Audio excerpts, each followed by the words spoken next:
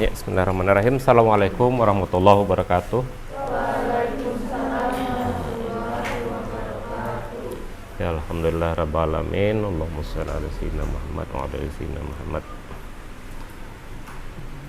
Alhamdulillah hari ini kita bisa ketemu dalam kuliah dalam kondisi tatap muka ya. Ya, walaupun di kampus lain ada yang kemarin sudah tatap muka, tapi karena PPKM naik jadi online lagi. Nah, ya memang ada untung, ada kurangnya ya, ada lebih, ada kurangnya tatap muka, begitu juga hal online ya. Walaupun mungkin dalam pembelajaran ini ya, karena kita terbiasa online, mungkin ya ada semacam apa ya, gabungan gitu ya, ada online dan tapi mungkin kalau Ramadan kemungkinan akan online sistemnya. Hanya saja kalau dalam mata kuliah yang ada praktikumnya seperti ini, nah itu tentu kalau online tidak memungkinkan, bagusnya harus offline.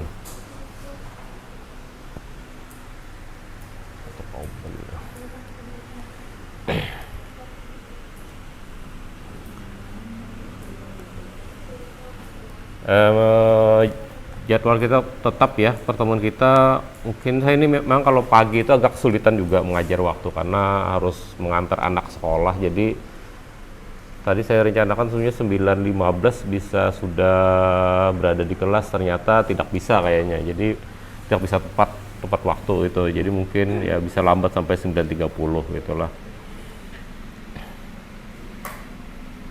Kemudian untuk praktikumnya, nah ini Bu Rabiatul, Kepala Lab, belum menyelesaikan membuat jadwal. Nah tapi direncanakan praktikum itu kalau paginya kuliah, sorenya praktek. Nah jadi mungkin kalau ini misalnya kita kuliah pagi, jam 1 praktek. Kalau hari ini ada 2 mata kuliah ya, mata kuliah struktur dan perkembangan hewan, kemudian ada geologi vertebrata. Jadi mungkin nyambung aja nanti dari bisa jam 1 sampai jam 2 struktur perkembangan hewan, lalu dilanjutkan oleh mata kuliah geologi vertebrata. Nah, prakteknya seperti itu. Dan kalau untuk mata kuliah ini kebanyakan prakteknya di dalam ruangan ya, di dalam lab, mulai apa istilahnya,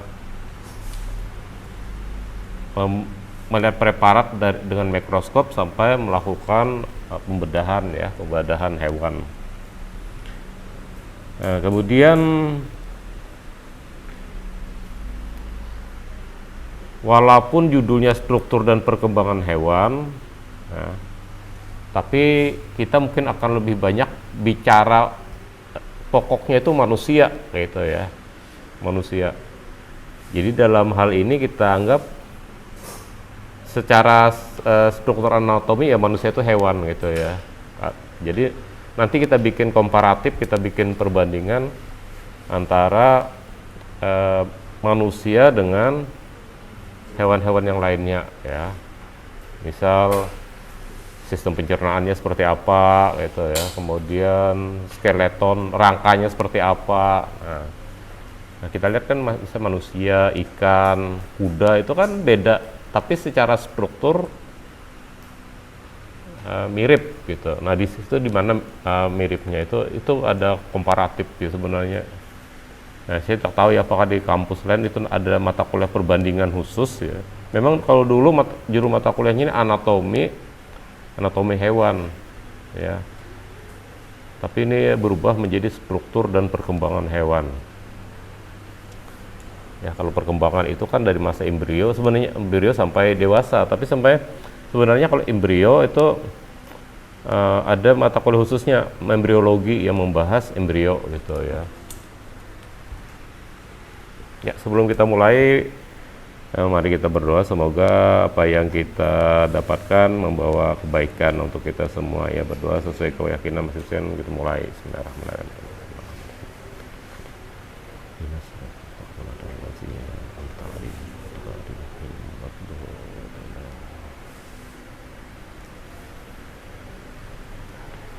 Ya, selesai.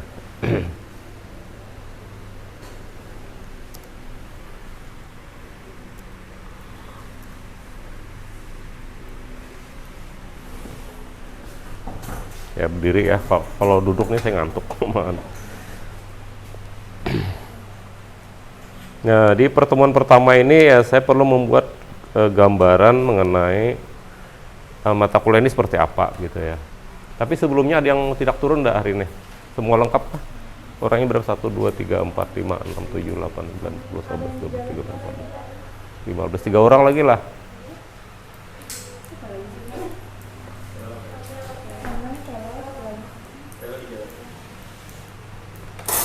Nah, saya gak ada absen.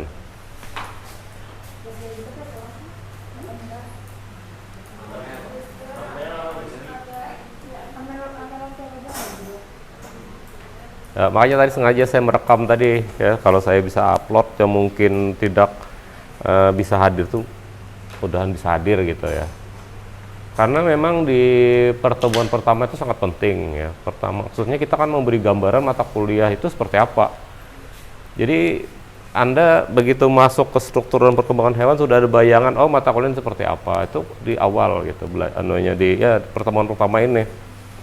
Kalau kita tidak ikut, nah mungkin kita akan apa ya istilahnya misinformasi ya, informasi ada yang terputus, masuk misalnya pas pertemuan 1 ya tidak tahu nih ceritanya apa gitu ya. Dan memang cerita ini runut, jangan berurutan ya. Kalau kita satu aja kita tidak masuk, maka mungkin kita akan ketinggalan, berikutnya tuh akan bisa jadi kebingungan kita mengikuti ya. Ya walaupun kan dalam perkuliahan itu, dalam aturannya itu, saya izin buka masker ya karena agak kanon. Apa ya? Ya memang dalam perkuliahan itu kita boleh tidak turun 20% dari 100 kali pertemuan. Jadi misal kalau 14 kali pertemuan, nah 2 kali tidak turun tuh dibolehkan sebenarnya itu. Artinya minimal 80% harus hadir untuk bisa ikut ujian gitu ya. Cuma kalau memungkinkan sebaiknya mah hadir. Takutnya begitu anda tidak hadir, pasti misalnya ada final test kah atau apakah, nah itu akhirnya ya menghilangkan nilai sebenarnya, mengurangi. Nah kalau praktikum ini hampir 100% harus hadir ya.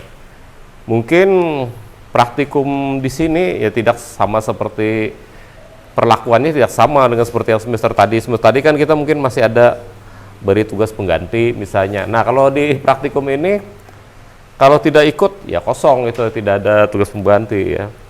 Karena dalam penilaian praktikum itu ada nilai kerjasama sebenarnya, kerjasama ya, kemudian apa misalnya peduli ya terhadap lingkungan, terhadap ruangan gitu ya. Jadi itu ada penilaiannya. Nah, kan tidak mungkin kalau misalnya kegiatan yang kelompok itu dikerjakan sendiri, penilaiannya ya beda. Jadi bukan sekedar pengetahuan gitu ya. Nah, sini saya memberi gambaran dulu mengenai RPS ya, rencana dalam manual struktur dan perkembangan ini. Ya, mungkin kadang saya akui ya sebenarnya dari perencanaan ini banyak yang tidak tercapai sebenarnya, tidak bisa tercapai 100%. Mengingat waktu kadang ya itu sehingga tidak capai ya. Tapi saya berharap walaupun kita tidak mungkin 100% kita mampu mempelajari ini, tapi setidaknya kita dapat gambaran umum struktur hewan itu seperti apa gitu ya, keinginannya itu. Nah, yang pertama di sini kita harus memahami capaian pembelajarannya. Nah, ini saya saja ya, capaian pembelajaran ini memang dibikin idealis gitu ya, dibikin istilahnya ya sempurna, perfeksionis gitu ya. Walaupun pada kenyataannya tidak tercapai, tapi setidaknya itu ya kita bisa mendekati lah ini ya capaian ini. Dari sikap, nah ini yang pertama dulu, dari sikap kita belajar struktur hewan ini harapannya ya bahasa religinya itu bertakwa pada Tuhan gitu kan, istilahnya orang tuh lebih dekat. Kenapa di sini penting ditanamkan? Karena ilmuwan ya,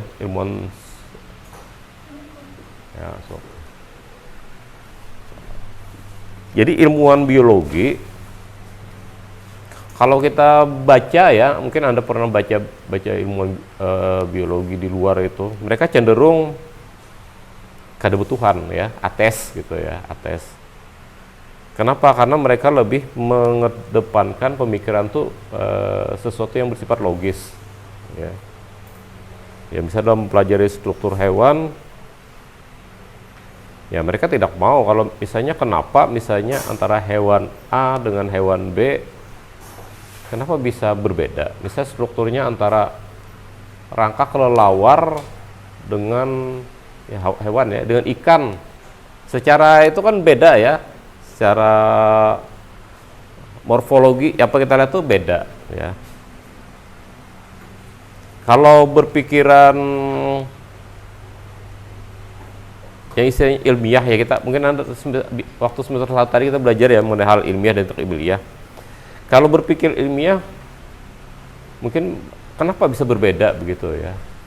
Nah, mungkin dia adaptasi nanti belajar sehingga dia perlu menyesuaikan ya, kenapa paruh burung itu beda misalnya ya, adaptasi karena ada yang makan ulat, makan biji-bijian, jenis raptor misalnya seperti elang makan daging ya, paruhnya kan beda itu ya. Atau jenis woodpecker atau pelatuk itu menggali apa, kalau pohon itu dia kan melubangi pohon ya karena bikin sarang itu.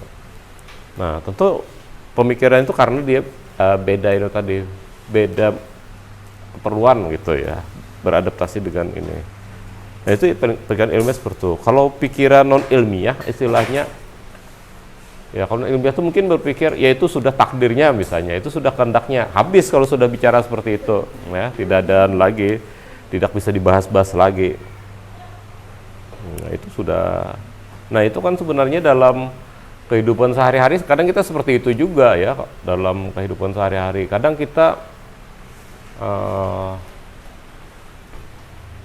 bingung mana yang harus ditentukan. Kadang misalnya suatu saat misalnya ya, Anda sudah lulus kuliah, kemudian setahun tidak bekerja. Nah, mungkin kalau pandangan nol ilmiah mungkin pikirannya ini sudah takdirnya, biar aja. Kalau ada rezekinya kayaknya ada aja, kayaknya gawian. Nah itu kan pandangan ilmiah. Akhirnya apa, kadang orang malas gitu ya, tidak mau mencari ini. Nah kalau berpikir ilmiah harus ya, kalau tidak ada kerjaan, padahal kan manusia banyak gitu ya, jenis pekerjaan banyak, harus dicari gitu kan, diusahakan. Ya apalagi kan kalau kita di Kalimantan ini sebenarnya lapangan pekerjaan itu luas dibanding kalau Anda pernah ke Jawa, dilihat jalan tuh kiri kanan itu kadang apa saja yang kita pikir ini kalau pada kita di Kalimantan kada payu gawian kayak ini, kada jadi duit. Tapi di sana begitu tingginya tingkat persaingan, orang pokoknya kayak apa kah gitu ya. Sampai istilahnya kalau kita jalan nyebrang, di wadah kita nyebrang jalan ya nyebrang, musim hujan misalnya nyebrang aja kan, gak ada yang ojek payung istilahnya, nyediakan payung lari. Nah, gitu. Itu begitu sulitnya mana pekerjaan orang ya. Tapi udah kita kadang kepikiran kayak itu juga ya. Kadang kita ke istilahnya ke tempat tertentu aja yang istilahnya ke rumah makan yang istilahnya bunapit. Nah, mestinya kan dia melayani ini kan, ada orang turun hujan dari parkiran itu datangnya pakai payung mestinya. Tapi di wadah kita biarkan aja ya. Dia tetap laku gitu kan. Nah, sebenarnya ya mungkin tadi ya karena pemikiran kita tadi masih di Kalimantannya terlalu masih dimanjakan dengan alam gitu ya. Nah, bukan salah tadi bersikap seperti itu. Tetapi untuk daya saing ke depan akan lebih, tentu diharapkan kita berlebih ini lagi. Nah kemudian kalau hubungannya yang lainnya kita akan melihat di sini setelah kita mempelajari struktur hewan ini apa ya, ciptaan Tuhan tuh luar biasa dibanding robot, luar biasa ya. Dosa tuh banding sepeda motor aja kan canggih kan, sepeda motor tuh berapa mahalnya, atau sepeda motor yang mahal berapapun yang harganya miliaran misalnya ya, ada kan jenis-jenis seperti Ducati atau jenis Harley itu kan mahal kan. Tapi sebenarnya itu indah dibentuk aja, tapi kalau canggih masih canggih manusia, lebih canggih hewan kadang ya, canggih hewan. Dalam hal contoh aja misalnya sepeda motor kan memerlukan apa supaya bisa bergerak, bahan bakar ya, bensin misalnya apa. Nah kalau bensinnya habis apa yang akan terjadi? Kadang-kadang jalan, kadang-kadang kita ganti dengan banyu, dengan minyak tanah, atau dikamihi misalnya. Kadang mau hidup ya. Tapi kalau makhluk hidup, nah dia punya cara-cara untuk tetap bertahan hidup ya. Makanya dalam apa istilahnya apa ya, jadi hidup, tumbuh dan berkembang. Jadi kayak tanaman adalah atau hewan aja ya. Kalau hewan-hewan yang misalnya tinggal di wilayah yang contoh banyak, contoh yang mana aja, misalnya contoh di daerah daerah musim bersalju ya. Dia pada musim tertentu dia kan tidak ada apa ya, atau burung ya, tapi burung aja supaya lebih mudah. Burung itu, burung yang terbang itu, dia walaupun dia terbang tidak ada makanan, nah dia mempunyai adaptasi dengan membuat tembolok. Ada kan istilah tembolok. Ya. Tembolok itu tujuannya dia menyimpan makanan, jadi dia makan banyak, simpan di tembolok. Jadi ketika dia terbang tidak ada sumber makanan lain, dia kadang ketemu makanan lain, maka makanan yang tembolok itu yang diolah di anunya tadi, diolahnya. Nah, sepeda motor kan tidak ada kayak itu ya, kecuali kita bikin buat tangki, misalnya tangki tambahan, kalau habis yang tangki utama, tangki tambahan ini. Nah tapi bagaimana kalau misalnya ternyata sumber makanan misalnya karbohidrat ya, ternyata karbohidrat itu habis.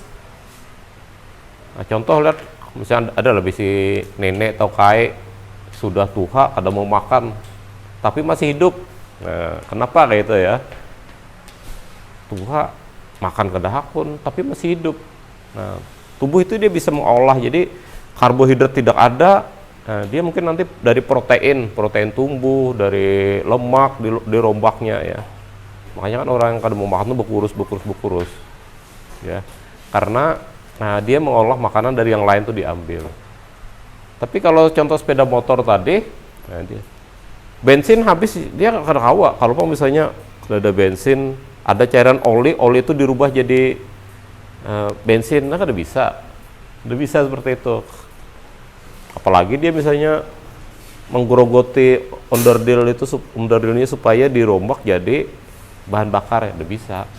Tapi kalau makhluk hidup dia bisa seperti itu. Jadi apa istilahnya tadi, kehabisan karbohidrat dia bisa merombak protein, bisa merombak lemak, ya, merombak berbagai macam untuk dirubah jadi karbohidrat lagi, jadi sumber energi lagi ya.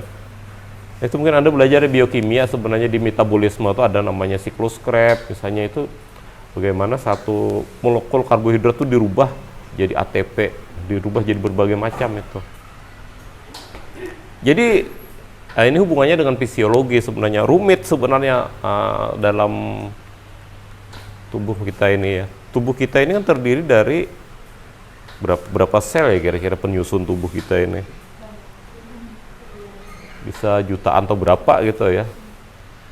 Dan sel itu kecil gitu ya, kecil dalam arti kalau kita lihat ada debu, nah sel itu bisa lebih kecil dari debu yang kita lihat itu. Dan dia menyusun, nah, kulit aja nyusun, kita menyusun kan yang paling atas nih kan disusun.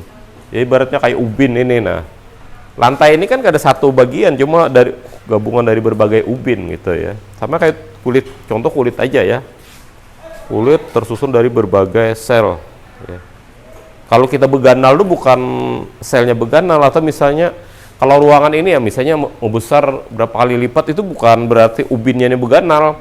Nah, misalnya ini berapa ya, sekitar 30 cm, ruangannya membesar, dia membesar jadi 1 meter ada kan, tapi ubinnya bertambah.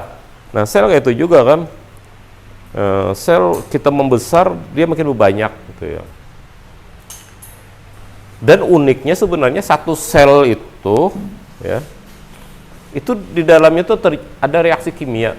Jadi sel itu kalau kita belajar di memang pengantar awal di struktur hewan itu sel ya, sel itu ibarat kayak kantor ini, ada kepalanya, ada wakil, ada petugas ini ya.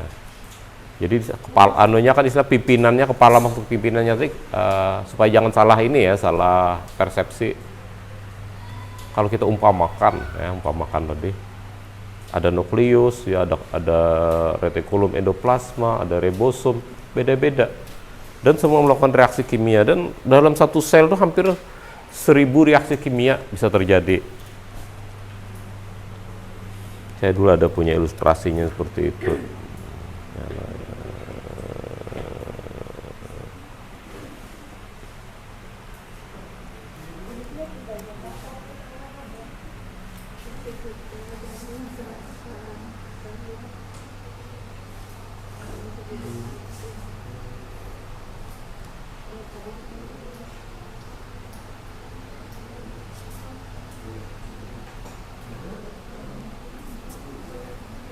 Ya, lupa saya filenya mana. Coba kita lihat bahwa setiap bagian sel tubuh ini dia terjadi reaksi kimia ya. Kalau kita bandingkan ke sepeda motor tadi, mungkin reaksi kimia terjadi itu antara tabung tangki minyak ya, nyalurkan minyak ke bagian mesin, ya di situ aja terjadi ininya. Tapi kalau kita misalnya pada spion tidak ada terjadi suatu aktivitas ya pada bagian tubuh, pada sadel, pada ban tidak ada terjadi reaksi kimia, tidak ada kan pada itu. Tapi kalau pada benda-benda tadi atau pada robot lah yang misalnya tidak ada kejadian hal seperti itu. Tapi kalau pada makhluk hidup, setiap penyusun tubuhnya itu, nah itu terjadi banyak reaksi kimia, bukan terjadi banyak, bahkan sampai kalau kita bahas sampai 1000 macam kejadian sebagian reaksi kimia. Ada dia misalnya mengolah oksigen, ada dia mengolah memproses karbon dioksida, ada karbohidrat ya, C16 diurai kemudian dibentuk lagi. Nah, kemudian apalagi ada di situ ada bakteri, misalnya ada virus, kemudian ada sel-sel yang memakan, habis dimakan dibuang. Dalam satu sel yang sangat kecil yang kita lihat di 2 mikroskop tadi ya, satu itu sangat banyak terjadi nih. Nah, tapi kita untuk struktur hewan kita tidak membahas reaksi kimianya ya, kita membahas alatnya saja ya. Dalam arti kalau saya bandingkan ke sepeda motor tadi, yang kita bahas di struktur hewan itu ya mana stang, mana spion, mana lampu ya, mana ban gitu kan. Nah, seperti itu ya. Kita tidak bahas mengapa ini kenapa bensin ini bisa menjadi energi kalau sepeda motor. Nah, kalau kita membahas itu sudah ke fisiologi. Nanti itu di fisiologi hewan Anda belajar seperti itu. Tapi kita istilahnya kita hanya belajar alat-alatnya. Misalnya pada pencernaan, mana mulut, mana tenggorokan, mana lambung, mana usus, penyusunnya apa saja, ada otot, ada saraf gitu kan. Nah, bagaimana cara kerjanya? Nah, kalau bagaimana cara kerjanya secara spesifik kita mempelajari di mata kuliah fisiologi hewan ya. Nah, dari sikap ini tadi sebenarnya dari kita mempelajari itu kita kan kagum jadinya sebenarnya. Oh, luar biasa sebenarnya. Kadang orang menganggap biologi itu sederhana kayak itu aja, tapi sebenarnya kalau kita pelajari itu sesuatu hal yang sangat luar biasa. Kita kagum dengan ini ya. Nah, itulah yang harapannya tadi kita tuh lebih dekat kepada Tuhan gitu ya suatu saat. Kadang kalau orang muda tuh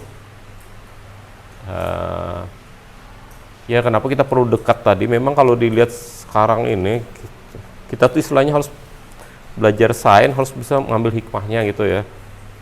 Karena dalam kita lihat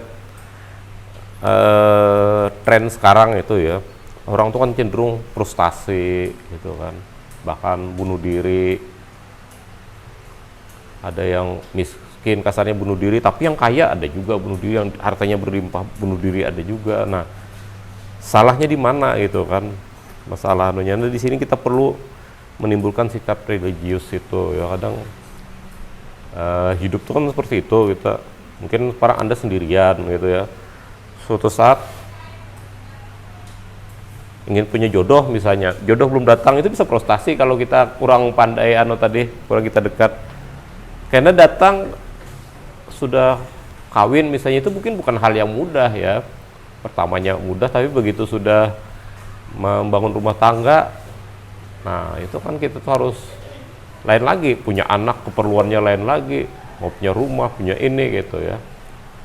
Nah itu kan keperluan hidup makin meningkat. Karena ganal anak hendak kuliah misalnya, hendak sekolah, mulai sekolah, lain lagi keperluannya. Nah jadi kita tuh sebenarnya apa ya?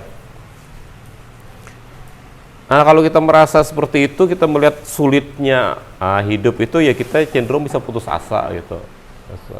Itu yang ada orang misalnya tidak dapat pekerjaan, putus asa, bunuh diri. Tapi ada juga orang banyak pekerjaan, tapi kayak di Jepang itu kan biasa, kerja kan siang sampai malam.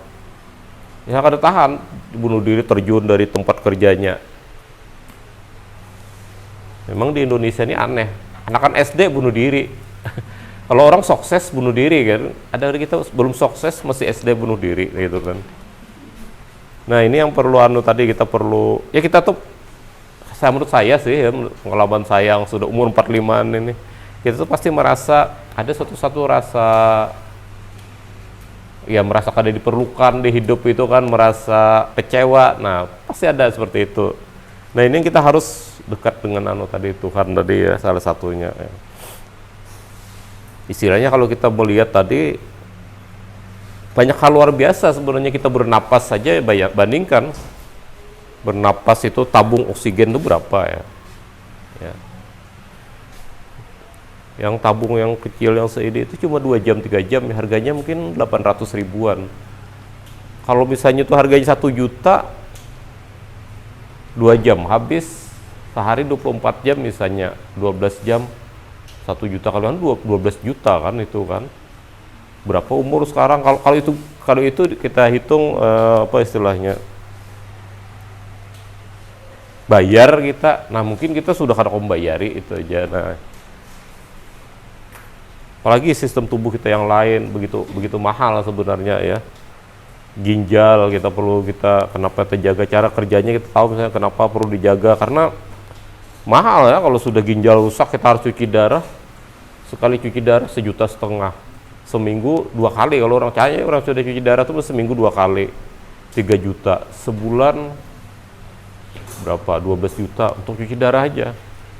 Saya ada punya teman tuh, orang tuanya tuh sampai 20 tahun cuci darah. Mungkin ketika umur 30 tahun itu sudah rusak mungkin ginjal beliau. Nah sampai umur 60, bayangkan. Nah di sini ya kita belajarin tadi untuk kita deh, sehingga ada aja hubungannya nanti kalau kita lebih memahami tentang sains ya. Nah itu kita bisa meningkatkan mutu kehidupan masyarakat. Jadi masyarakat itu tidak sekedar melihat sesuatu itu hanya berdasar persepsi kira-kira atau dugaan ya, tapi harus berdasar fakta ya, kan seperti itu kan mestinya. Kemudian berperan sebagai warga negara bangga dan cinta tanah air. Nah memang di sini apa hubungannya sebenarnya dengan struktur hewan? Tapi mesti ada inilah. Artinya di sini mungkin dari hal ini kita sebenarnya struktur hewan ini ilmu dasar ya, ilmu dasar untuk kita mempelajari ilmu selanjutnya. Nah dari sini kita ternyata misalnya ada menemukan hewan yang unik secara anatomi, secara morfologi, dan itu hanya ada di Indonesia. Nah ini kan yang perlu kita anukan kan. Untuk sekarang kan kita kurang sebenarnya penelitian di bidang itu. Kita 500 saja kita udah tahu kupu-kupu berapa jumlahnya, burung berapa jumlahnya, ya. Ada beruang berapa jumlahnya. Nah, kita mungkin ada aja data, cuma data itu data lawas kalau ada ininya, ya. Itu kan masih kurang ini. Masih kurang sebenarnya penelitian biologi di Kalselnya aja, ya. Apalagi kalau kita sudah ke Kalteng, Kaltim, ya, yang lebih luas anunya masih kurang. Nah, itu salah satu dasarnya itu ya memang harus struktur hewan harus memahami, ya.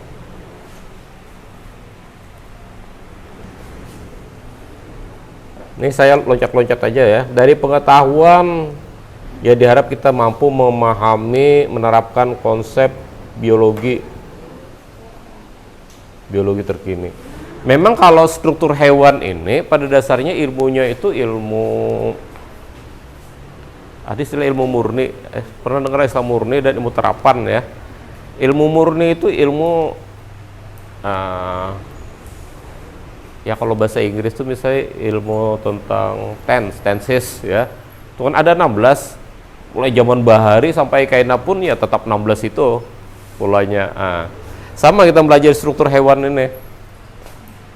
Kita pelajari dari manusia 5, ya mungkin mulai manusia pertama sampai manusia terakhir hidup, ya misalnya hari ini kiamat ada manusia, jarinya mungkin tetap 5. Nah, kecuali dia ada kelainan genetik, ya misalnya 6 misalnya, ya. Nah, itu ya ilmu murni, itu ilmunya tuh mempelajari itu. Jadi Anda misalnya, kemudian orang-orang sebelum Anda mempelajari, atau nanti 10 tahun lagi orang sebelum Anda mempelajari, ya ilmunya itu juga, kada berubah. Nah, itu namanya ilmu murni seperti itu, ya. Nah, kalau biologi terkini itu cenderung ke ilmu terapan. Ilmu terapan itu misal bagaimana dalam kedokteran misalnya, ketika ada virus COVID, bagaimana cara membuat vaksinnya misalnya, atau bagaimana tubuh itu menghadapi. Nah, itu kan mungkin hari ini COVID masalahnya, setahun 2 tahun depan kalau menurut Bill Gates akan ada lagi jenis virus lain gitu, ya. Itu lain lagi cara adaptasinya, cara anunya. Nah, itu kan ilmu terapan. Jadi orang akan mencari obat yang menyesuaikan dengan kondisi tadi, ya. Jadi memang rata-rata ilmu yang kita pelajari di S1 ini ilmu-ilmu biologi murni dasar, ya. Terapannya itu ya kita kan udah belajar, kecuali kita belajar ke khusus tadi, misal ke peternakan misalnya, ya. Tapi tidak menutup kemungkinan Anda mungkin belum tentu juga lulus jadi guru biologi, kan. Bisa aja lulus bekerja di lab, misalnya lab biologi, atau bekerja di Taman Nasional misalnya, atau di banyak sebenarnya kan posisi yang itu. Nah, itu memerlukan ilmu-ilmu murni tadi untuk mendasarinya, ya. Nah, kemudian kita bisa, kalau dalam praktikum itu bisa merencanakan, melaksanakan, evaluasi. Jadi bagaimana kita dalam praktikum itu kita memahami ini konsepnya seperti ini, bujur kada gitu, ya. Misal kita pelajari sel hewan. Nah, dalam sel hewan itu teorinya dalam sel itu ada inti sel. Nah, sekarang kita praktikum, kita lihat di dalam sel itu benar enggak ada inti sel, ya. Jangan-jangan kada ada gitu kan. Atau kita praktikum ikan misalnya, ya.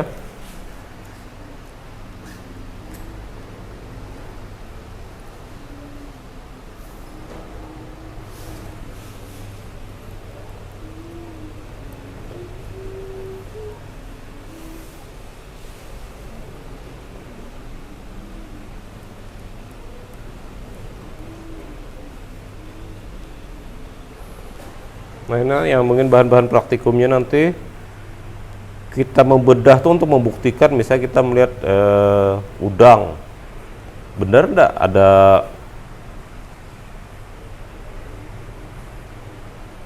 ada bagian-bagian ini. Nah, ini kita cari gitu, ya, kaki, cabang, berangkai misalnya.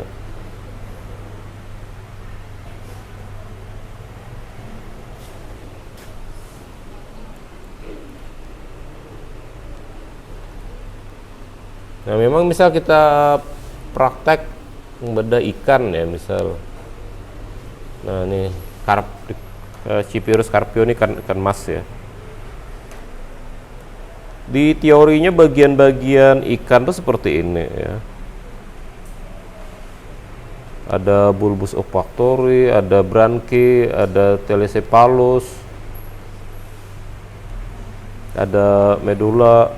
Nah, ini tantangan kita itu dalam praktek itu yang pertama mungkin ada yang membawa ikannya lebih kecil, yang lebih besar. Nah, mungkin yang lebih kecil ada organ tuh yang kada kelihatan atau mungkin belum tumbuh.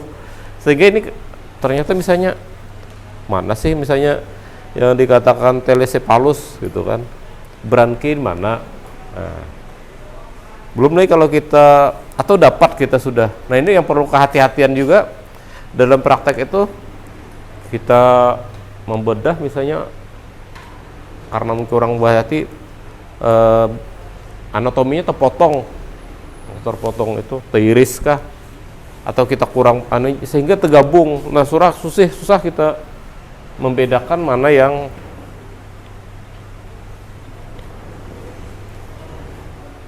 organ yang dimaksud gitu ya. Nah, jadi di praktek kita tuh rata-rata ya seperti ini ya. Nah, nanti kalau tulang misalnya ada vertebratannya di sini, misalnya tulang vertebratannya berapa jumlahnya. Nah, kira-kira ikan yang kita tuh sama kan jumlahnya itu ya. Bentuk sirip, bentuk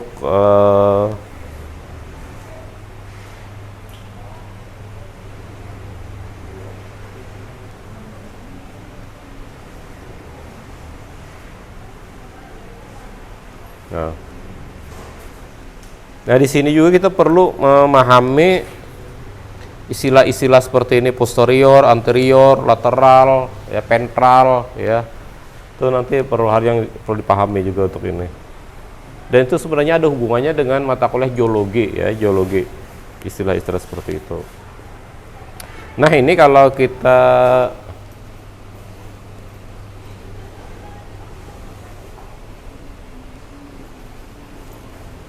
hubungan ke sini tadi, kita menguasai konsep tadi ya, mengevaluasi. Memang harapannya itu seperti ini ya, kalau sekarang tuh Anda praktek itu, kalau dulu itu kita praktek itu produknya tuh mungkin kita menggambar ya, gambar di bentuk seperti ini. Mungkin sekarang kalau sudah kita, kadang kan menggambar ini memerlukan apa istilahnya, keahlian juga ya. Kalau kita ada ahli menggambar ikan mas, malah jadi iwak buntal misalnya bulat, salah gambar. Nah, mungkin kita akan menyesuaikan dengan teknologi ya, sudah ada kamera, jadi kita menggambar itu ya dengan kamera ya. Bagus lagi kalau itu nanti jadi produk, misalnya Anda bisa bikin aplikasi, misalnya aplikasi Android, sehingga mau belajar tuh dari aplikasi itu bisa ya. Nah, misal ikan ya, kita klik ini terbuka bagian dalamnya, diklik lagi bagian terbuka, misalnya bagian yang lebih lagi ya. Memang itu sudah memerlukan coding sebenarnya, bahasa pemrograman ya. Tapi kalau arahnya ke situ, biologi terkini itu ya, seperti itu, sudah hubungannya dengan IT gitu. Mungkin kalau seperti ini,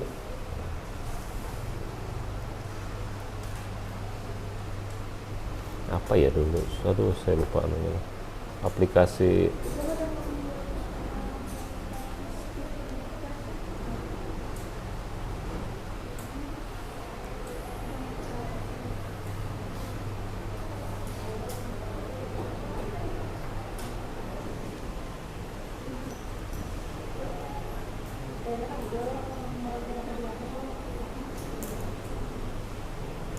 tiga dimensi, saya lupa nama aplikasinya.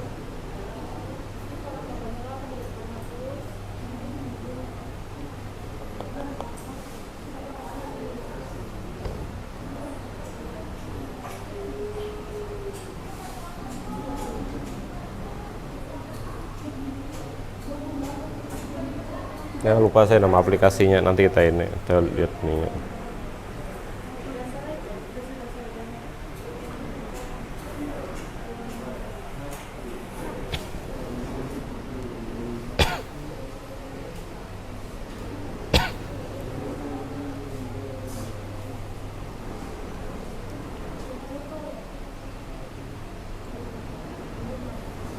Nah, di sini kemudian apa istilahnya pengetahuan kita mulai moral, etika, tanggung jawab. Nah, di sini apa hubungannya sih?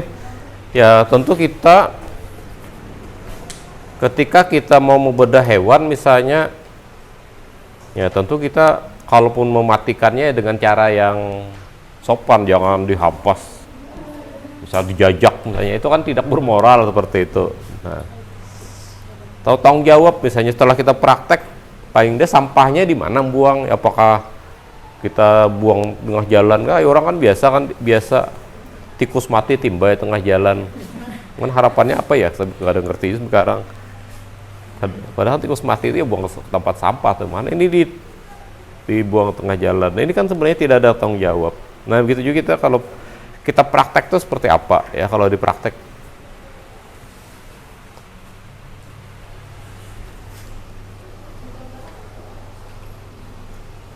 Mampu menerapkan pemikiran logis, ini keterampilan umumnya ya, diharap tuh dalam tuh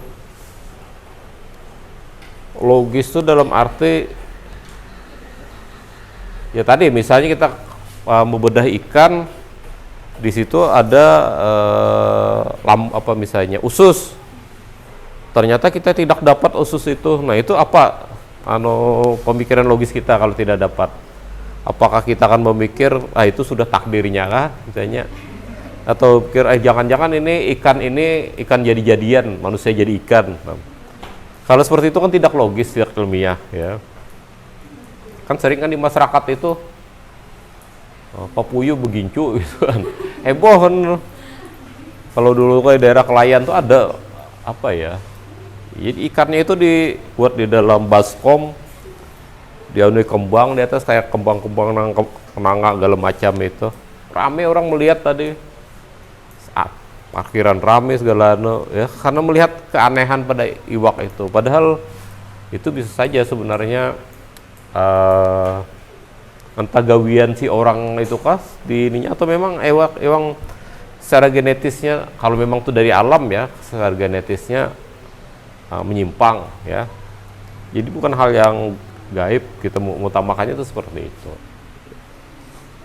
Kritisnya tadi kita pikir kritis tadi, bertanya ini bujur kah iwak ini, iwak jadi ya memang kalau ada banyak hal-hal kejadian aneh ya dari zaman dulu tuh. Misalnya pohon kelapa bercabang banyak, heran kan biasa satu aja. Padahal itu kan sebenarnya sudah orang tahu kok, sudah berapa dipotong, akhirnya dia tumbuh, cabang dipotong lagi, cabang tumbuh lagi, cabang. Tapi dulu karena pengetahuannya kurang ini, ya orang tuh cenderung kan tadi ya, cenderung. Nah, itulah harapan tuh, sebagai orang ilmiah kita berpikir lebih ini. Ya memang kalau sekarang tuh kita yang lebih mudah, apa istilahnya ya,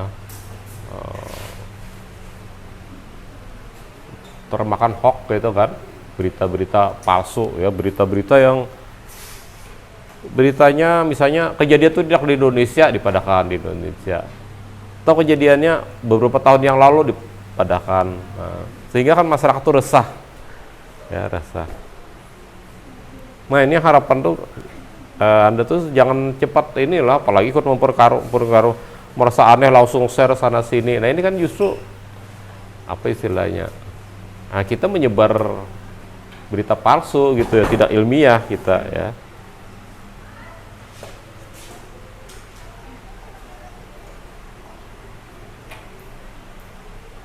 Nah, saya tidak menjelaskan semuanya sebenarnya, yang dari ini nih makanya dibuat secara apa istilahnya ideal gitu ya. Tapi bagus kalau kita bisa menerapkan misalnya capaiannya dari sikapnya yang ini, begitu setelah selesai mengikuti mata kuliah struktur hewan nih ya, sikapnya seperti ini ya.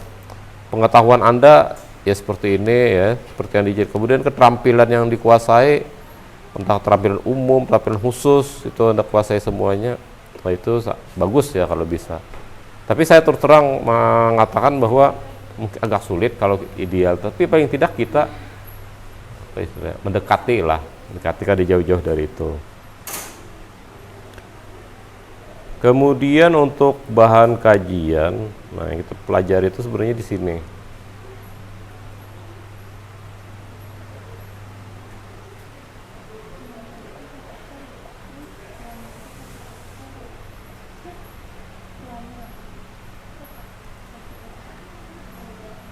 Ada pertanyaan kan?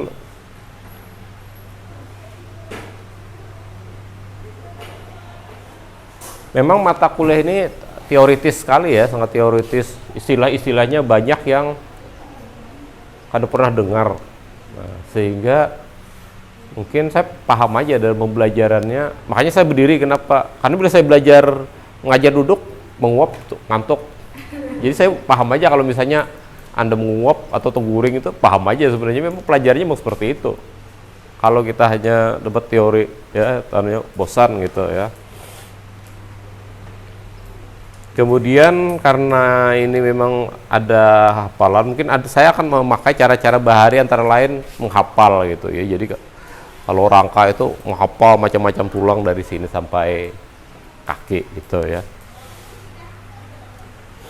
Jadi ada selain praktek, selain mungkin diskusi, tanya jawab, nah itu mungkin hafalan itu salah satu ini. Ya saya suka kalau ada bertanya tuh suka aja saya. Karena kan dosen itu kan bukan maha tahu dari buku itu, kalau bukunya salah atau saya salah memahami ya bisa aja salah gitu. Nah ini pun pentingnya Anda punya referensi, maksudnya tuh bacaan. Mungkin saya untuk bacaan saya ada beberapa file yang akan saya share nanti ya di sini. Selain ini tadi, nah ini.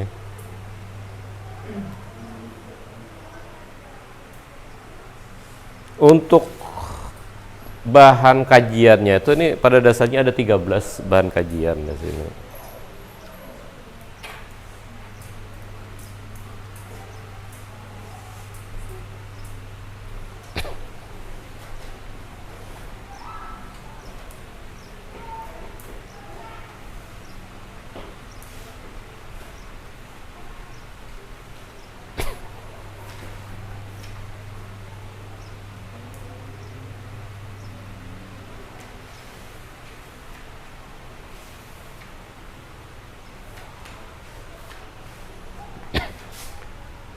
Yang pertama itu kita membahas jaringan epitel ya. Jaringan epitel itu dapat dikatakan jaringan dasar ya, jaringan dasar itu ya kalau misalnya lantai dasarnya apa ya, bisa ini anggaplah ubin ini dasarnya. Tadi bawah kan ada lagi, ada semen, ada batu ya kan, di bawah ini ada pasir. Tapi yang utamanya itu ya jaringan dasar ini. Ya. Kalau pada manusia, nah ini,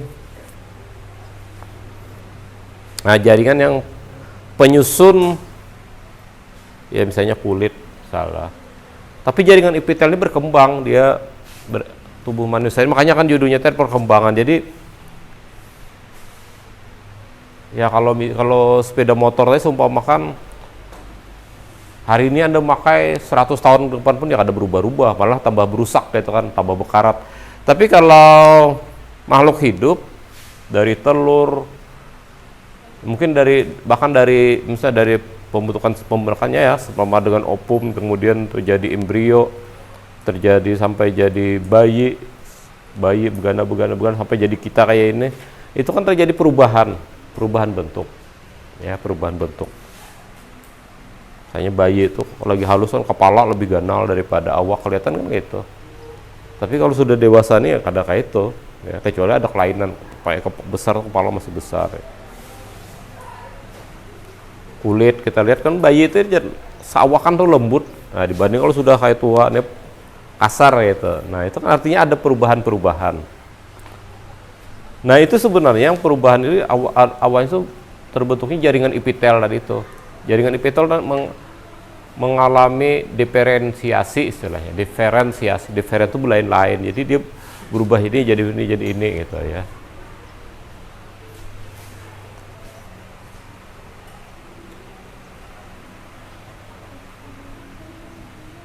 Jaringan yang paling sederhana. Nah, ini harus mengerti ya konsep jaringan dengan sel ya. Kalau kita bicara sel, katakan sel tuh satu, kayak ubin ini satu, nah sebuting itu sel. Tapi kalau jaringan itu istilahnya untuk kumpulan sel yang sama. Nah, itu ya. Jadi kalau seruangan ini tersusun ubin, nah bisa aja kita katakan ini jaringan nih, ini jaringan. Sama ubinnya kan. Tapi kalau ke tembok nih lain kan, tembok nih penyusunnya bata. Ya kan, kalau misalnya ini kalau misalnya semen atau kalau papan nyusunnya kan lain ubin. Nah, itu lain jaringan ini. Jaringan lain lagi namanya. Ya, tembok ini. Jadi kalau kita katakan jaringan itu adalah kumpulan sel yang sama. Nah, itu aja pahaman. Kalau Anda bayangkan ubin tadi sama ini. Tapi kalau misalnya sini ada ubin. Ada sini ubin cuma warnanya beda.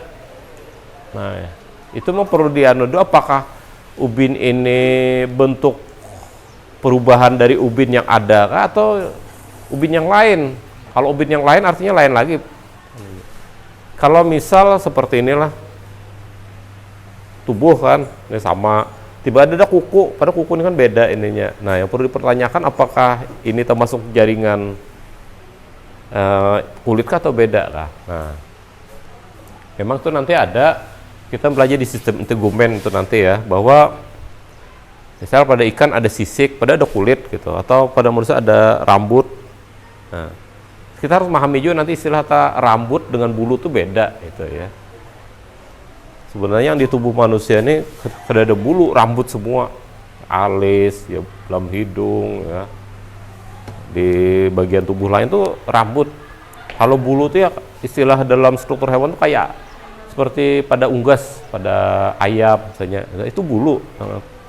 Bentuknya kan beda, ada tangkai, ada tangkainya, ada kayak benderanya istilahnya, itu bulu. Kalau rambut itu ya seperti ini, dicabut panjang, paling ada akar anunya di bawah. Tapi sama sebenarnya bentuknya aja, mungkin ada yang keriting, ada yang pendek, ada yang panjang, warna, tapi strukturnya sama. Nah, itu ya. Jadi jaringan epitel. Kemudian kita membahas jaringan ikat. Jaringan ikat itu ibaratnya bisa dikatakan kayak lem. Kulit kita ini beda kan dengan baju. Kalau baju ini karena tidak ada lem, kan longgar ya, malah bisa lepas. Tapi kulit ini biar ditarik kayak apa aja dia kada pacul. Nah, kenapa? Karena ada jaringan ikat di bawahnya, yang dikatakan jaringan ikat. Macamnya macam-macam itu nanti. Ya. Tulang ini coba kalau makan ayam lah, kan bisa dipisah-pisah, itu terpisah. Antara batisnya bisa kayak itu. Tapi ketika dia hidup dia ada terpisah. Jangan terpisah ya kayak robot, misalnya kayak robot, pacul bautnya lepas gitu kan. Atau kayak sepeda motor itu ada as yang baut tuh, kalau itu udah ada ya lepas. Nah, tapi kalau pada makhluk hidup kita kayak apakah meloncat kah ya? Atau kalau orang kayak orang berkelahi kah, saling memukul, kadang kuat dia, tidak memar pada luar aja tapi kan ada pacul, kecuali kalau keras benar kan, kayak orang tinju pukul sana sini kada lepas.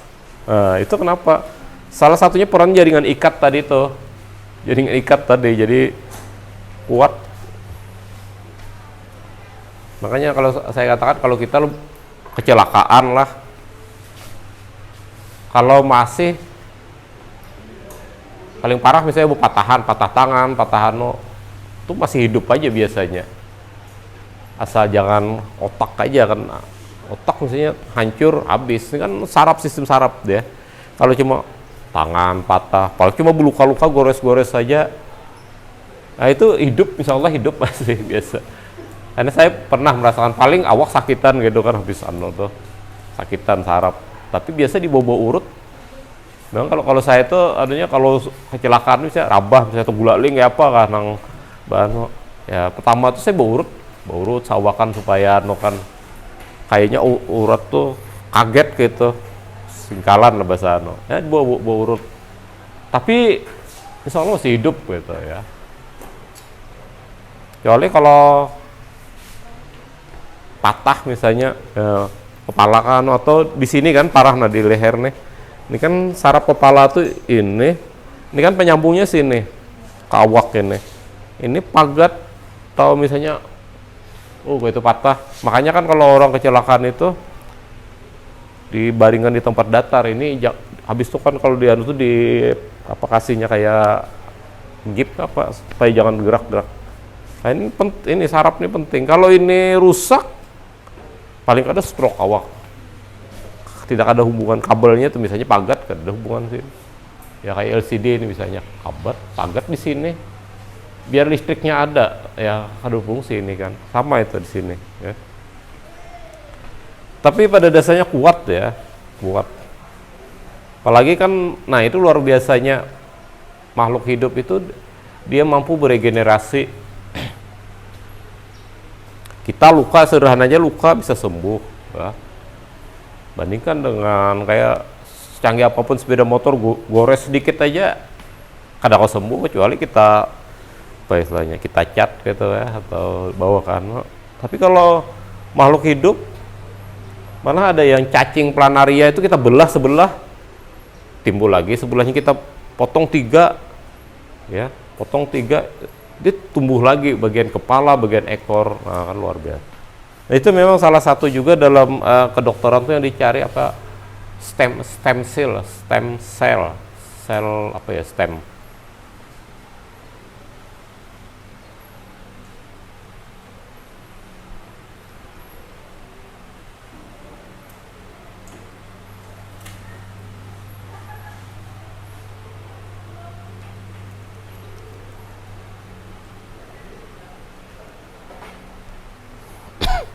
Nah, ini dalam kedokteran salah satu yang dicari itu stem cell. Jadi,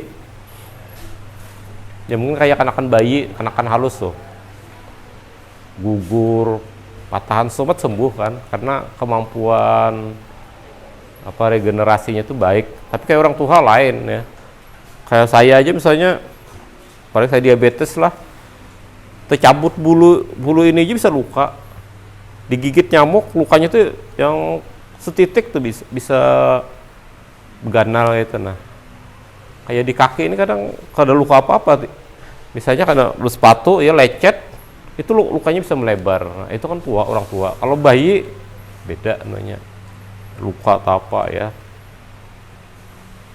cuma perlu perlakuan juga kadang-kadang misalnya punya bayi dia luka atau apa dibiarkan bisa cacat selajur kalau misalnya saya ingat di pasar dulu tuh ada ya kebetulan anak pemulung jatuh dari tangga lift itu pada orangnya normal tangga lift cuma istilahnya dibiarkan tidak diurut tidak di apa-apa sampai tua sekarang dia cacat kakinya tuh ya padahal kalau diurut ya itu mungkin paling dak ya bisa kembali normal ya. Nah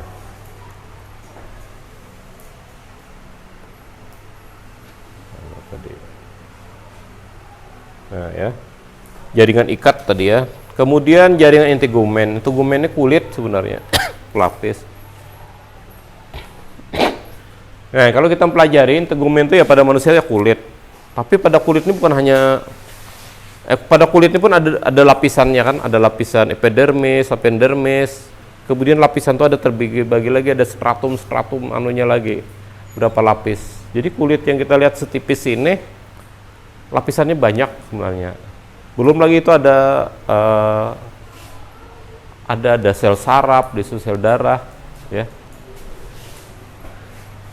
Jadi di bawah kulit ini ada berbagai sel saraf yang fungsinya itu beda-beda. Jadi misalnya kita merasa panas itu lain selnya sebenarnya. Karena kita merasa dingin, lain lagi selnya yang di dalam kulit yang menjadi sensor. Dielus ke ini ya bisa kita elus lain selnya atau kita tekan lain lagi sampai kita tekan sampai kita kesakitan Nah, itu ada lagi selnya yang kalau kita merasa megang permukaan ini licin, nah kasar, itu lain lagi selnya. Di dalam sel macam-macam dalam selnya, ya. Memang pada hewan-hewan tertentu justru anunya itu di bagian kulit itu jadi ininya, jadi apa istilahnya, indranya yang kuat, ya. Belum lagi nanti ada derivat istilahnya, misalnya ada kuku, ada sisik, ada bulu, ada tanduk, ada kura-kura tuh, ada karapak namanya yang di belakang itu. Ini sebenarnya bisa jadi modifikasi dari kulit tadi. Jadi kulit itu bukan hal yang sederhana yang kita lihat seperti ini aja. Nah, pada hewan beda-beda. Ya. Pada ayam ada bulu itu tadi kan. Pada gajah ada apa? Namanya gading lah, nah, itu modifikasi. Jadi ada yang memang tumbuh dari tulang, tapi ada yang itu modifikasi dari kulit. Kalau sisik pada ikan itu di kulit, jadi modifikasi dari kulit berubah. Pada manusia ya macam-macam, di sini ada sel peluh yang kita berkeringat keluar peluh misalnya, ada sel minyak. Nah, jadi kulit yang kelihatan sederhana ini ternyata macam-macam gitu ya. Kemudian rangka, nah rangka ini yang tengkorak ya, dari kepala, secara umum kepala kan, kemudian bagian tubuh, kemudian ada aksis namanya, tangan, kaki ya. Kepala ada macam-macam bagian, ada frontal, parental, oksipital, kemudian macam-macam sambungan kepala. Kemudian di sini ada lubang-lubang. Dalam kepalanya ada lubang-lubang. Ada manfaat nggak? Ini kan lubang mata. Tapi coba kita lihat, kita pegang kulit kita ini, kita merasa kan, artinya ada saraf. Di mana saraf tuh? Ternyata kadang menyebar gitu langsung, tapi di sini ada lubang, jadi sel saraf dari otak tuh keluar di lubang yang halus itu, menyebar ke sini. Di sini ada juga di bawah sini saraf. Makanya kalau ini rusak, bisa semua aneh kada merasa kita. Ya. Atau gigi ya, ini gigi ya, di bawah giginya ada akar kan gigi, ini di bawah sini nih ada saraf. Itu ada memang struktur orang gigi, orang terlalu dekat saraf, kalau cabut gigi itu ada hati-hati, terberubut, sarafnya tercabut, ya itu orang yang akhirnya tuh kadang merasa misalnya beliuran, kadang merasa leleh di sini. Kenapa? Karena saraf di sini, nah itu fungsi saraf di sini, kada merasa, karena rusak tadi. Nah, mending ada yang stroke kan, yang tertarik itu mukanya karena ini. Ada yang kadang mata, kalau sarafnya kan arahnya sini ke mata, nah, tercabut ya mata bisa buta. Memang belajar struktur hewan ini kita bisa jadi ahli pijat juga sebenarnya. Kalau kita lihat bentuk, misalnya tahu kan saraf di sini. Kalau kita misalnya pernah sakit gigi, biasa sini sakit sampai ke bahu sakit karena sarafnya. Jadi kan orang pijat itu akan mencari aliran sarafnya itu namanya. Ya, itu. Dan itu di rangka tadi. Jadi rangka itu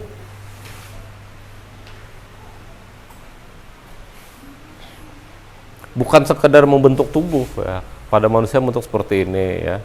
Di sini juga kita, tapi juga di situ sel saraf tadi misalnya, nah termasuk, nah kayak kabel ini kan kenapa bisa aman, karena ada pelindungnya kan, kulit kabel gitu ya, ada pelindungnya kulit kabel. Tapi sebenarnya kabel, kalau kita lihat penyusunan kabel di sini kada bagus apa, lihat nyilang kayak ini asal gitu ya. Tapi kalau dalam tubuh dia rapi ya sebenarnya, dari sini saraf ke sini. Jadi ini ada tulang belakang kan. Nah, tulang belakang tuh ada lubangnya. Jadi kabel saraf yang dari otak ini masuknya tuh di tulang belakang sini. Jadi tulang belakang tuh dari sini sampai terus ada lubangnya. Jadi dimasukkan di situ. Baru dari situ nanti kan ada tulang rusuk ini. Nah, dari situ nanti keluar saraf-saraf tuh ke sini. Nah, saraf tuh ke sini. Ini ada tulang belakang, ada anunya di sini. Kemudian bagian kaki. Nah, jadi kada asalnya itu. Belum lagi sistemnya tuh, kalau kita bicara nih, saya loncat ke sini sebenarnya sistem saraf ini. memang kalau kita pelajari tubuh ini kan kalau kita pisah sebenarnya, tapi untuk memudahkan belajar ya kita pisah-pisahin nih, ya. Ya pada sisi saraf tadi tuh bentuk seperti itu, kemudian sistemnya kan beda. Ini kan ada otak kiri, otak kanan. Otak kiri ini ke saraf bagian tubuh kanan, otak kanan sarafnya ke sini. Jadi kalau orang stroke misalnya, stroke tubuh bagian kanan stroke, nah mungkin kan otak kirinya yang rusak. Nah itu ya. Kalau stroke kiri, otak kanannya rusak. Nah itu letak saraf itu nyusunnya itu justru dilindungi rangka tadi. Ini tadi kenapa kepala ini kuat? Kepala ini kan kuat, karena gampang-gampang gitu. Orang main bola tuh nyundul kayak itu. Ya. Asal jangan bola bowling aja Anda sundul pecah. Ya ada yang lihat di IG itu orang bawa bola bowling jatuh dari ini kena batu meloncat. Mungkin sih ini kan yang di bawah ini kayak bola kayak itu, karena di atas disundul ya gini, ya. Pecah kepalanya. Berat kan bawa bowling itu. Ya kalau bola biasa tidak masalah. Lu kuat-kuat ini. Ya ini melindungi dalam ya, dalam. Sistem rangka ada sistem otot. Nah, kenapa kita bisa bersenyum? Nah, kenapa kita bisa bergerak? Nah, itu otot semuanya kan. Kita bisa senyum, mulai senyum, marah, ya, kemasaman, bisa makan jeruk, itu kan di sini otot semua yang menggerakkan ini ya, menggerakkan. Kita makan tuh otot, kita mulai mengunyah, mengaduk pakai lidah, menaguk, kayak menelan, ya, menelan sampai di lambung itu. Kita tuh makan kadang kan ada sampai lanek gitu ya. Kunyah berapa taguk, belum hancur itu kadang-kadang diproses di lambung kan dipirik lagi. Nah, memirik itu otot yang menggerakkan. Ya. Jadi ya paling enggak kan kita pelajari ada 3 jenis otot, otot polos, lurik, sama otot apa satunya. Kemudian kerjanya itu ya hubungannya dengan saraf juga. Ada yang sadar, ada sadar. Kalau kita menggerakkan tangan ini kan sadar kita. Tapi kita bernapas, ya, apa istilahnya, paru kita ini kembang kempes itu tidak sadar kita. Cuma kalau kita sadar, kita bisa ingat kasihkan apa, misalnya ingat bahinak mati gitu kan. Tapi karena kita tidak sadar, sama tadi ya, kita makan itu kan yang sadar sampai mulut aja kita mengunyah-ngunyah. Sudah kita telan lambung, masuk di sini, masuk ke dalam lambung, itu sudah otot tidak sadar yang menukan tadi. Ya, saraf tidak sadar yang menggerakkan lambung, yang menggerakkan otot tadi ya, dia memirik, pirik gitu kan. Ada kalau kita ayam tuh ampadal, nah kan kasar, nah dipirik gitu, sudah hancur kayaknya, masuk ke usus. Nah di usus tuh ada berapa, diserap ini. Nah itu tidak sadar. Yang menggerakkan otot. Nah otot ini ibaratnya kalau di sepeda motor itu mungkin kenapa sepatu motor bisa bergerak? Ya ada apa ya? Ada rantai gitu kan. Tapi itu aja, kalau ini sudah manusia yang menggerakkan kan, bukan karena mekanis. Jadi tubuh kita ini habis dalam tuh tulang dibalit otot. Nah kita bisa tangan ini kayak apa kah hawa kita ya.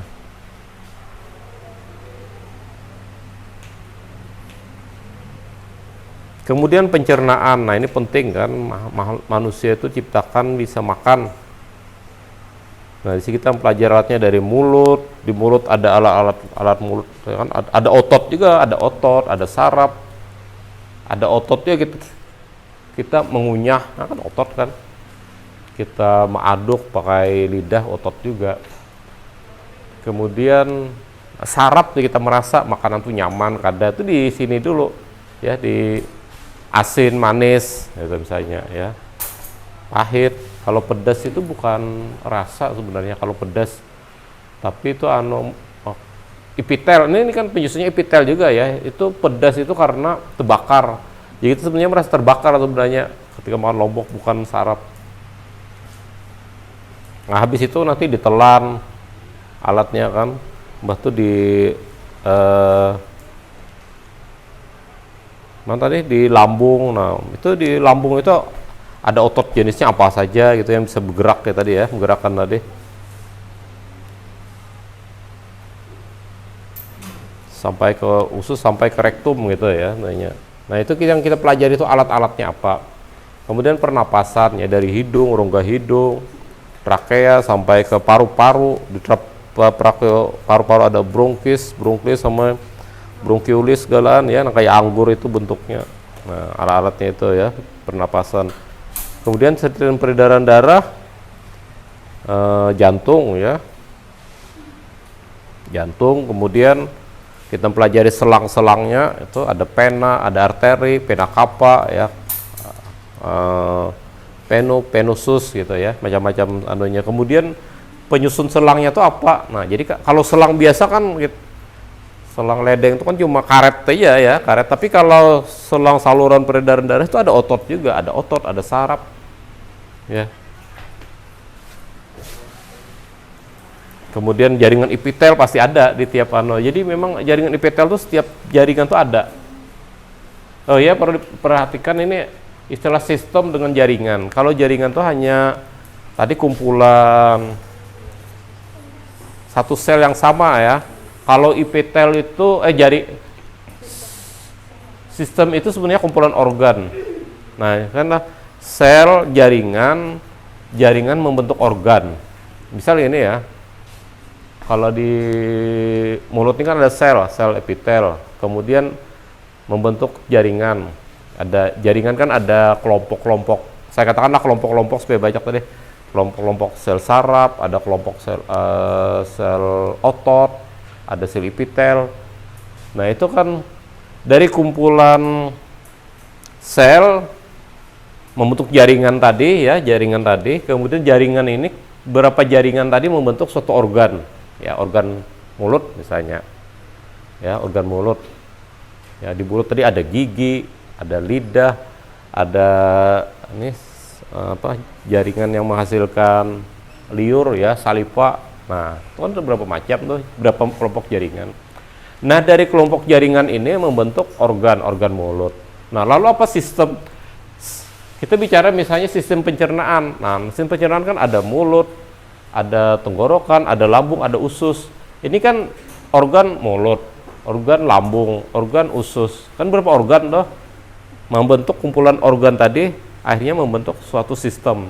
Nah, jadi kalau sistem, kita bicara sistem ini kumpulan dari organ.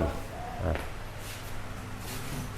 ini hal dasar juga yang perlu dipahami. Mungkin di sini ada gambarnya.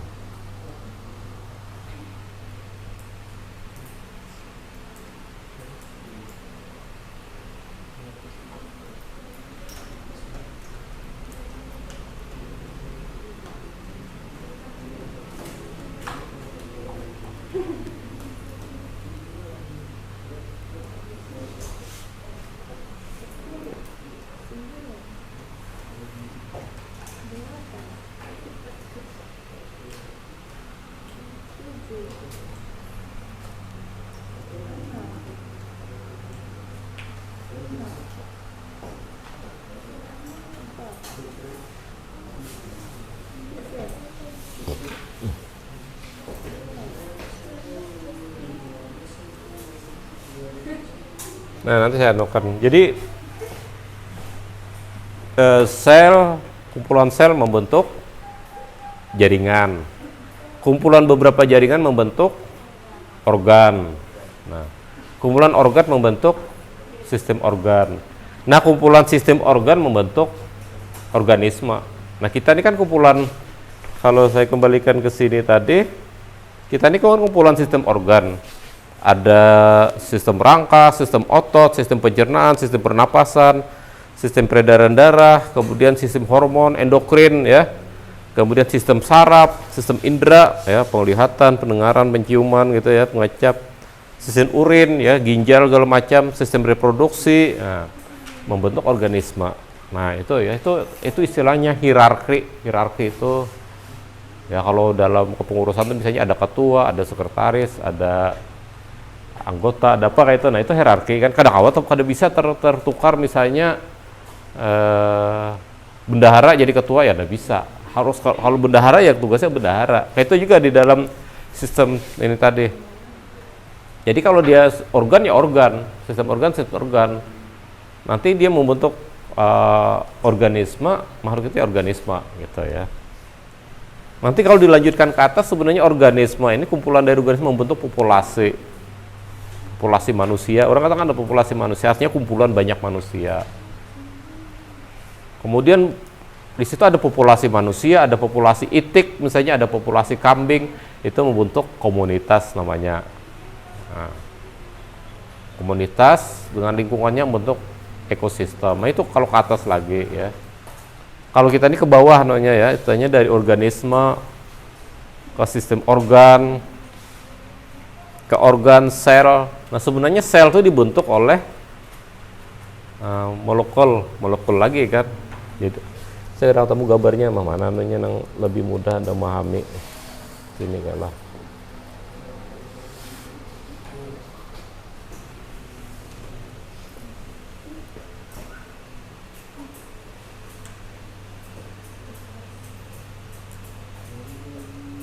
Nah, seperti ini mungkin ya.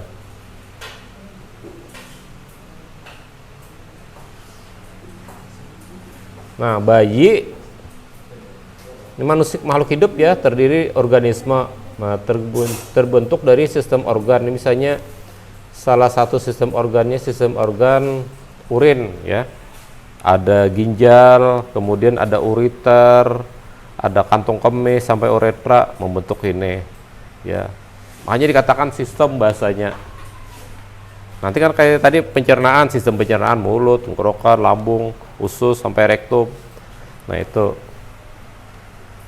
sistem ini contoh ya, contoh dari sistem ini dibentuk oleh kumpulan organ kan. Nah misalnya sini organ, nah urinaria bladder ini kantong kemih. Nah kantong kemih ini terdiri dari otot sebenarnya dan epitel juga melapisi ya.